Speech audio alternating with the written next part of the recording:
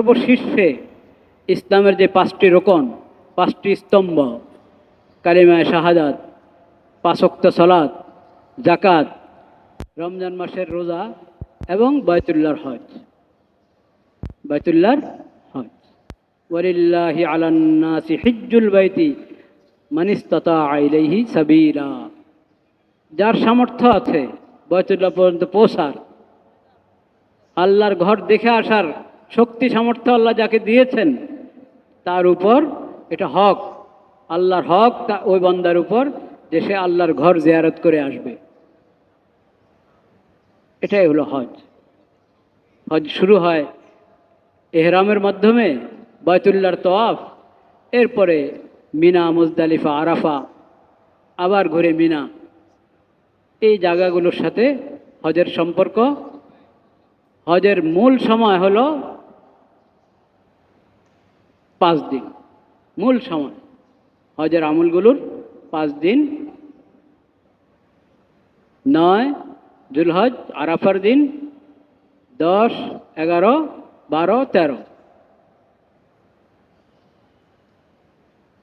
8 জুলহজে এহরাম অবস্থায় মিনা যাবে, মিনা থেকে 9 জুলহজ আরাফা যাবে, আরাফা থেকে মুজদালিফায় এসে মাগরিব এশা একসাথে পড়বে।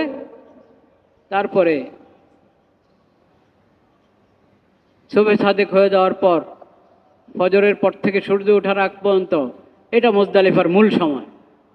রাত্রে তো রাত্রি যাপন করবে মুজদালিফায়, কিন্তু উকুফে মুজদালিফার মূল সময়টা হলো তখন।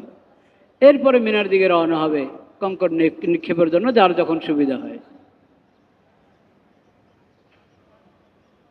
সেটাও আল্লাহ তাআলা ছাড় দিয়ে দিয়েছেন যে সূর্য ঢলার আগে আগে শেষ করতে পারলে ভালো, কিন্তু মাগরিবের আগেও যদি শেষ করে তাও আদায় হয়ে যাচ্ছে। এমনকি মাগরিবের আগে করতে পারছে না, রাত হয়ে যাচ্ছে।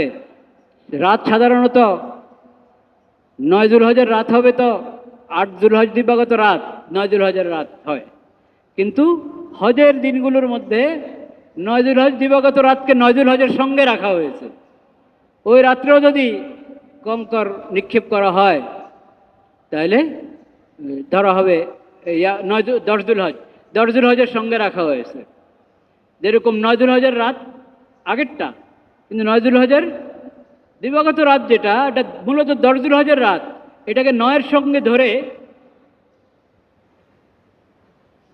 উকুফে আরাফার ব্যাপারে ছাড় দেওয়া হয়েছে। যাক, হজের খুঁটিনাটি যাবতীয় মাসলা মাসাইল বিস্তারিত বলা আমার উদ্দেশ্য না। ওটা তো আপনারা নিজেরা পড়বেন, দিনী বই পুস্তকে ওলামায়ে কেরামের কাছে শিখবেন।